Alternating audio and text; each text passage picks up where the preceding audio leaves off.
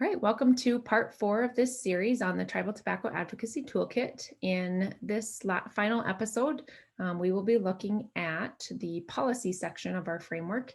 And in this section, you'll find engaging stakeholders, drafting and revising policy, presenting that policy once it's passed, then implementing and defending the policy, and just kind of an overarching look at system changes to support policies.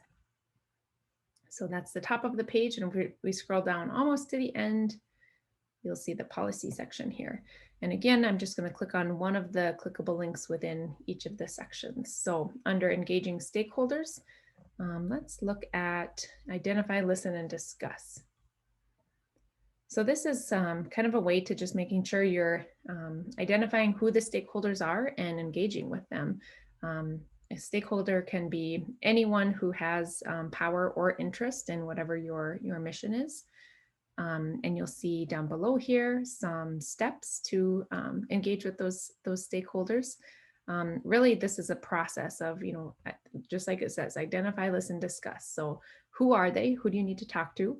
And then just finding out where do they stand on your position, on your policy.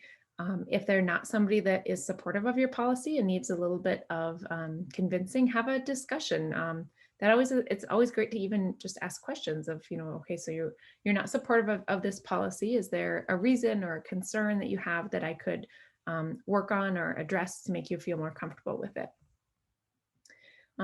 So you'll see the process is here. Of course, it's important to have all coalition members, if you have them, and partners involved in this.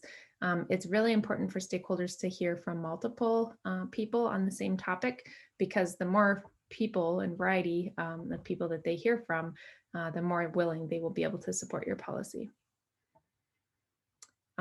Following up, asking yourself, can you count on that stakeholder support? If not, if they were kind of, walking the line and not quite ready to commit to that, what's something else you can do to make sure you get that support?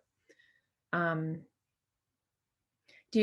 of course, then assessing, do you have adequate support from the stakeholders and the decision makers to present your policy to see if it's ready to be passed? And if so, then you can proceed to the before the presentation section of the toolkit, as well as the policy advocacy section in the toolkit. So what if, a couple questions, what if the conversation doesn't go well? And there's a lot there, but I'll let you read through those on your own. You can pause the video or go to the toolkit yourself to check those out. Or what if volunteers are unable or unwilling to do those one-on-one conversations? That's a really hard thing for a lot of people. So, just being flexible and making sure that they know that you're going to meet them where they're at. And maybe they are comfortable sending a letter or an email. Be flexible with them. Of course, one tactic of the Chunli Coalition, a hint that we would recommend if you're getting some resistance on your policy, is to identify people who are close to that stakeholder. Maybe they have a niece or nephew that's a tattoo member. Maybe they have an old classmate on the coalition, somebody that's got a personal tie. In an Indian country, that's not too hard because we're all small, tight-knit communities. And then examples from the Chunli Coalition. One of the planning steps ahead was to create talking points for your volunteers who have these conversations. So we'll just click on one of them here. We've done a variety of policies over the years. It's not just the overall smoke-free air policy for the Cheyenne River Sioux Tribe. We've also advocated for like city parks to be tobacco-free, as well as powwows. So this is just one example of some of the talking points. You can see it's got data in there. It's got the why, making sure they understand why this is important. And tobacco-free parks policy basics. So knowing what they're getting into. If they support this, what is it going to look like? So that's just one of our talking point examples. And again, those can be used however you'd like. The Chunli Coalition resources are meant to be adapted for your own purposes. In the next section, which is draft and revise your policy, we talk about policy writing 101. This is super important. There's not a lot of us that are experts in this, myself included. So in this area, we just recommend getting support from people that do have experience or expertise in this area. And you'll see in our planning steps ways that you can kind of research policies that are already out there that maybe you could modify for your own purposes, or other resources such as the Public Health Law Center, or there's a guide even from the Northwest Portland Area Indian Health Board on tribal policy that's really helpful. If you can't find an expert to help, we've got a few tips there. And the hints here, again, that model policy can be really helpful. Don't feel like you have to recreate the wheel. There's a lot of examples out there that could be modified for your own purposes. In the Chunli Coalition example section of this piece of the toolkit, you'll see a variety of model policies that relate to smoke-free indoor public places, smoke-free housing, smoke-free schools, and smoke-free parks and rec. And this top one here is essentially the unidentified copy of our Ordinance 77 for the Cheyenne River Sioux tribe. It just has fill in the blanks, so you can insert your own tribe's name and your own tribe's data if you have that. And of course, modify as you wish to make it fit your own tribe.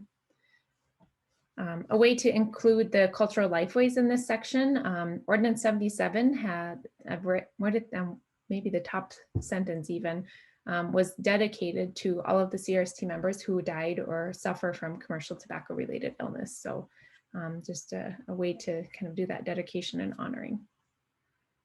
In presenting the policy, of course, there's some steps that you're going to have to take before you're ready to present, but there's also steps that you have to take during and after your presentations. So we're going to go with before for now. And of course, there's a lot of planning that has to go in that, especially, you know, some policies don't take a ton of prep if it's just a small ask, but some of those that are more controversial or a bigger ask are going to take a lot more prep. So this is a place that has lots of links. You can see there's lots of blue clickable spots. And a lot of this prep has to happen not just, you know, the day or week before, but a year before, to make sure you're visible in your community by doing walks and talks and parade events, making sure you have that community support if that's an issue, and that's communicated in your community. Rallying those coalition members is critical. There was multiple times that we went to tribal council to ask for Ordinance 77, the smoke-free air ordinance, to be passed. And we learned on our very last attempt that this step was extra effective.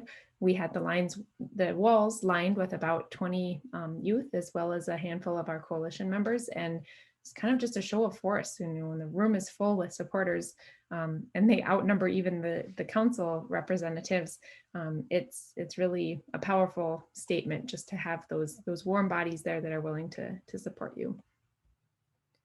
And again, down here, find out what to expect. That's really important when you present your policy. Make sure you know what the meeting is like. If you can find a video of a meeting or talk to somebody who's been to it before, it's always good to know how to address the tribal leaders, if it's Madam Chair, Representative, Honorable, before you arrive. And then, of course, moving on to the during and after the presentation, which will take you to our next section in this part of the toolkit. In what if, consider if you need to raise more community awareness. Maybe the timing's not quite right and you need to loop back to that education and community awareness section before you can really go for it with presenting your policy. A couple hints from the Chunli Coalition, or examples, I'm sorry. We did 7 days of smoke-free business benefits on our social media and newspaper leading up to the day that the council considered and eventually passed our policy. And I feel like that was a really effective way to just, you know, build that momentum up to the climax of considering if the policy should be passed. In implement and defend, you're going to find celebrating publicly if your policy is passed, making sure you give regular reminders, and then monitoring compliance and threats is really important if it's something that's controversial and maybe might not be respected long term.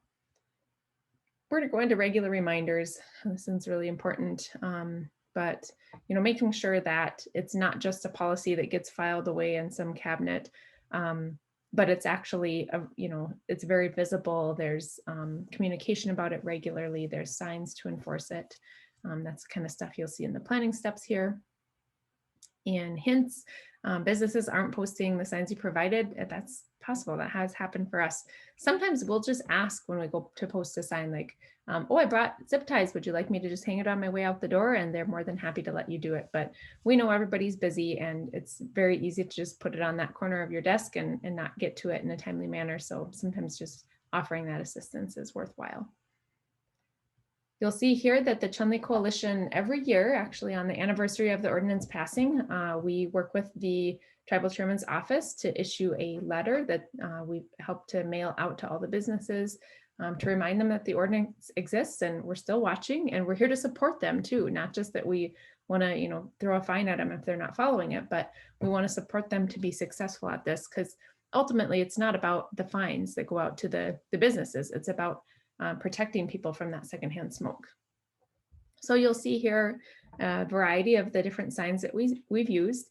And one thing that's worked really well is to do local designs. This one here was from an art contest and obviously fits our community. Of course, using the Lakota language was helpful as well. And finally, in policy, supporting ongoing changes. And this is kind of looking at the systems that exist within the policy space and making sure that the proper supports are there to really maximize the success and satisfaction of your policy. So when a new policy is passed, making sure to discuss with your coalition which systems are going to be impacted, and then meeting with those key stakeholders from the systems to make sure that you have support, and then making that plan and delivering on it. You'll see here in the Chunli Coalition examples, a couple of them that we did were when the federal government passed a law to increase the tobacco purchase age from 18 to 21. We helped by putting signs out and a letter to the businesses to making sure that they were aware of that change and had the materials they needed to properly enforce it. We also had a training video that we shared with clerks that we updated to make sure it was consistent with the new age.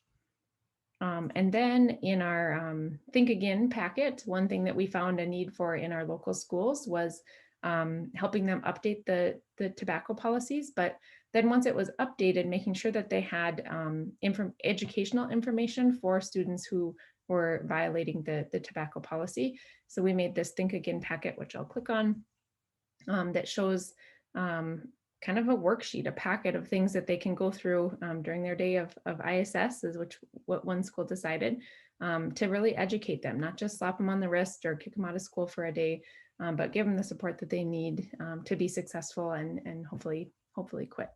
So those are a few examples from the Chunli Coalition. And with that, that is the end of episode 4. And feel free to reach out if you have any questions. Also, the Chunli Coalition can do presentations for a tribal area or specific tribes if there's interest in that. So thanks for tuning in and enjoy the toolkit.